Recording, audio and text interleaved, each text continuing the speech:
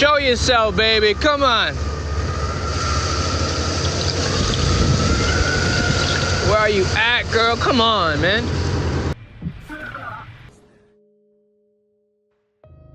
Selamat datang kembali di Do Horror. Pada kesempatan kali ini gue akan mengisahkan sejarah, asal-usul, dan juga bukti-bukti dari keberadaan Putri Duyung. Bagaimana kisah Putri Duyung dalam catatan kuno, dalam pandangan agama, dan juga bukti-bukti yang berhasil diposting ke internet. Tanpa berlama-lama lagi, so ini dia kisah tentang Putri Duyung.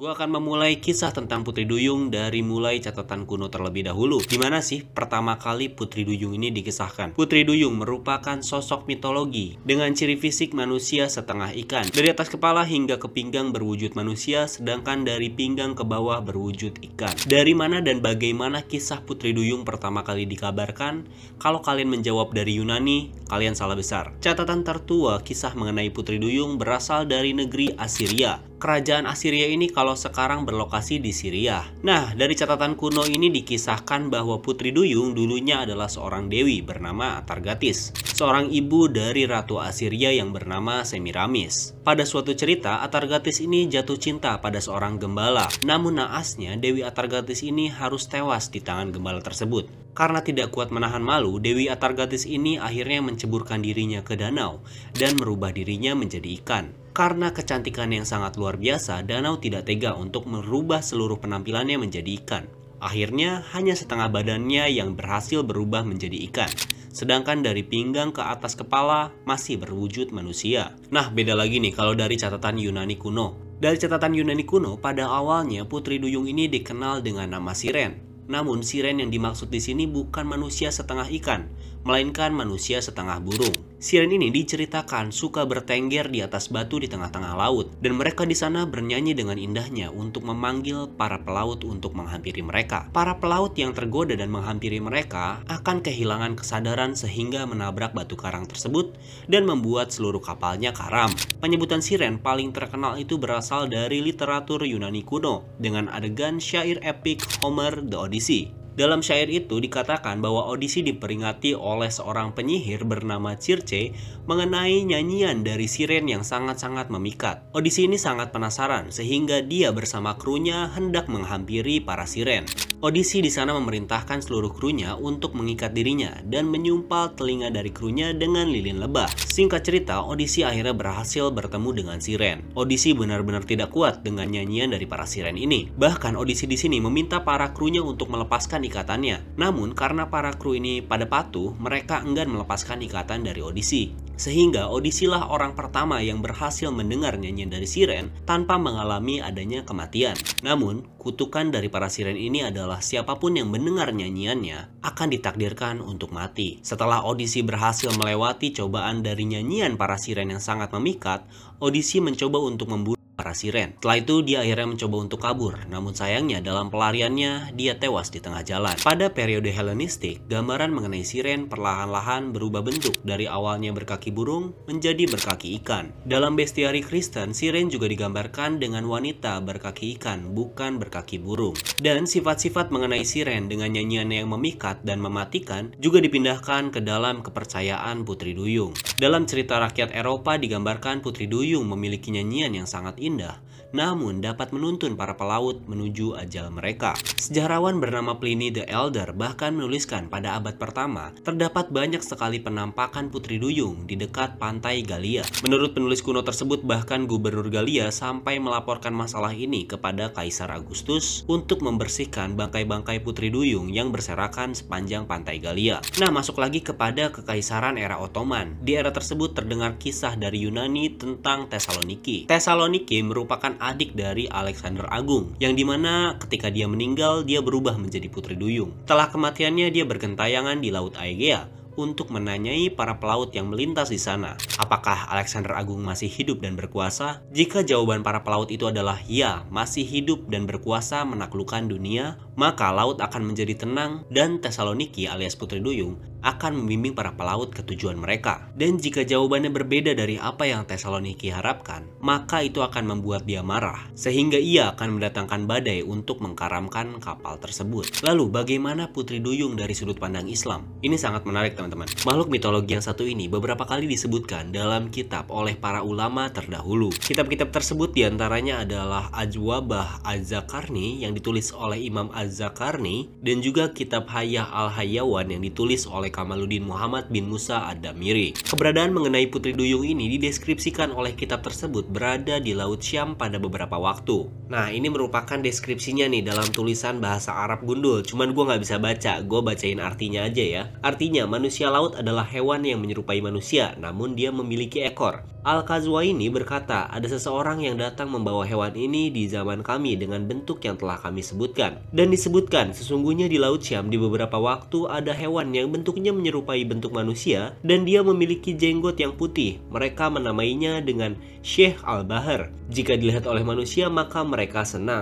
Salah satu kitab yang mengurai tentang fikih mazhab Syafi'i, yakni kitab Hasyiah Al-Bujairimi jilid 4, atau Tufah Al-Habib Al-Asyar Al-Khatib juga pernah menyinggung soal ciri fisik dari Putri Duyung. Salah satu ciri yang disebutkan oleh kitab karangan Syekh Sulaiman bin Muhammad bin Umar Al-Syafi'i adalah memiliki rambut yang terurai panjang berwarna kecoklatan. Banat arum adalah ikan di laut yang menyerupai wanita. Dia memiliki rambut yang terurai panjang, warnanya condong kecoklat-coklatan, memiliki farj, dapat berbicara namun tidak dapat dipahami. Mereka tertawa dan terbahak-bahak. Terkadang ikan ini tertangkap oleh para pelaut kemudian dinikahi dan dikembalikan lagi ke laut. Demikian terjemahan dari kitab tersebut. Adapun mengenai klasifikasi apakah Putri Duyung ini termasuk ke dalam golongan manusia atau hewan, Az-Zarqani dalam kitabnya Ajwibah Az-Zarqani menyebutkan bahwa Putri Duyung ini termasuk ke dalam golongan hewan. Ini sorry ya guys ya kalau gue sedikit terbata-bata karena nama-namanya itu susah buat gue sebutkan. Peri laut termasuk dari kalangan hewan, maka tidak boleh menikahinya. Dan jika disetubuhi, maka pelakunya harus dihukum ta'dib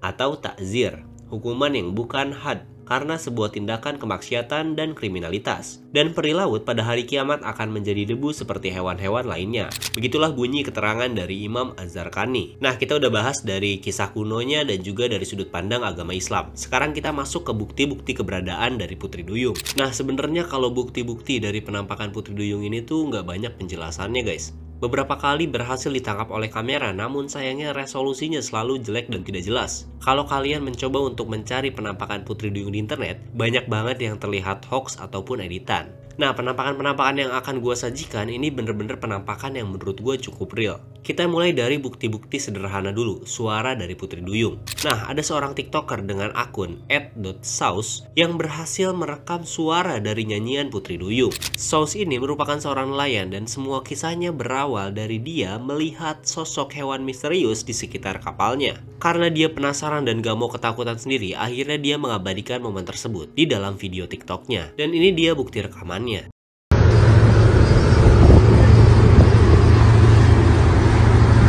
We got another one over here.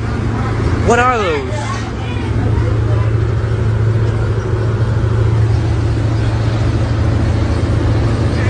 East side of the boat. What are those trails called? What's something swimming fast underneath that water? Something swimming real fast underneath that water.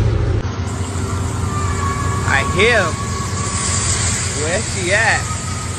What the fuck is that noise, bro? What is that noise? Where are you?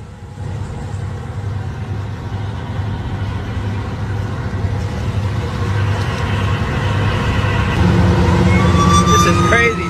I heard it. I heard it. I hear it.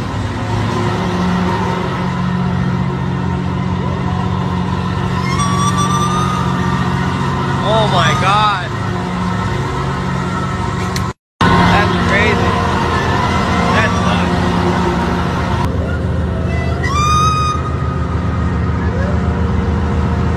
Nah, nggak cuma sampai di situ, karena banyak banget penonton dari Sos ini yang mengatakan bahwa video itu adalah hoax. Akhirnya, Sos kepikiran untuk ngelakuin live stream apabila kejadian tersebut terjadi lagi. Dan bener aja, terjadi lagi hal yang sama seperti itu. Dan ini dia bukti rekaman live streamnya. Yo!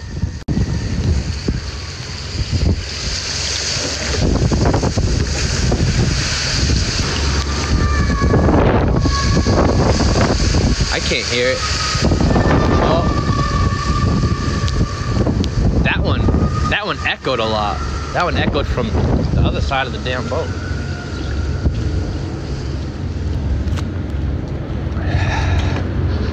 That one came from over here.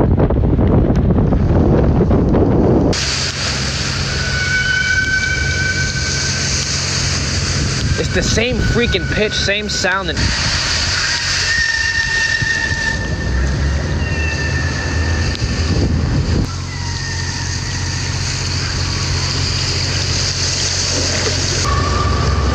Show yourself, baby. Come on.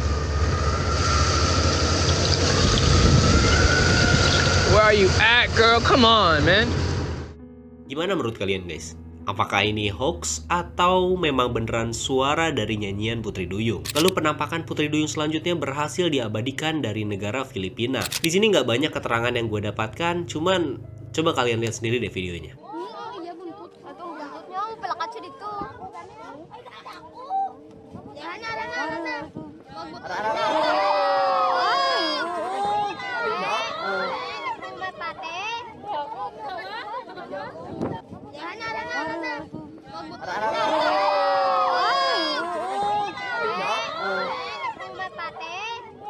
Selanjutnya dari program TV yang bernama Animal Planet juga berhasil mengabadikan sosok yang diduga sebagai Putri Duyung.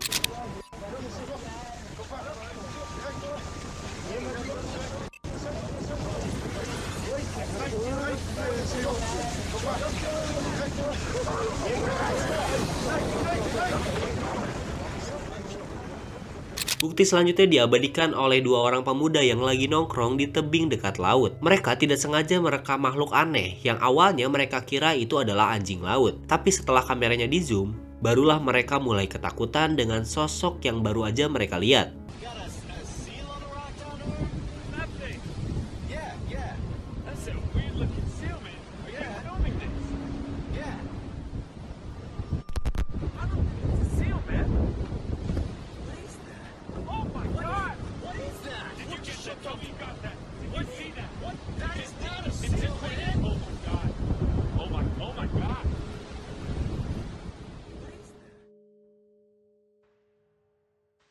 Rekaman ini merupakan hasil laporan latihan malam dari para penjaga pesisir.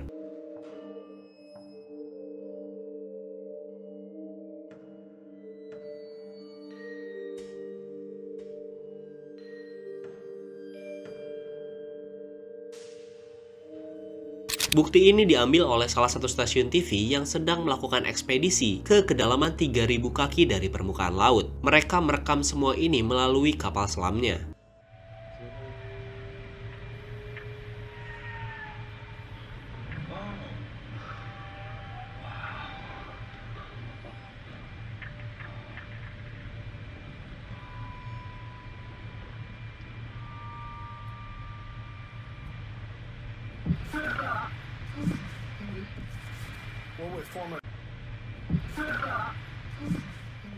Nah, dari semua bukti-bukti itu, gimana menurut pendapat kalian mengenai keberadaan Putri Duyung ini? Apakah Putri Duyung ini nyata, atau semua ini hanyalah mitologi belaka? Mengingat manusia hanya baru mengeksplor sekitar 30% dari seluruh yang ada di dalam laut, mungkin saja Putri Duyung ini memang benar adanya. Tapi apakah kalian percaya atau tidaknya mengenai keberadaan Putri Duyung ini? Gue akan serahkan kembali kepada kalian. So guys, terima kasih banyak udah menonton sampai sejauh ini. Jangan lupa untuk subscribe dan share ke teman-teman kalian. Akhir kata, saya The Horror, pamit undur diri.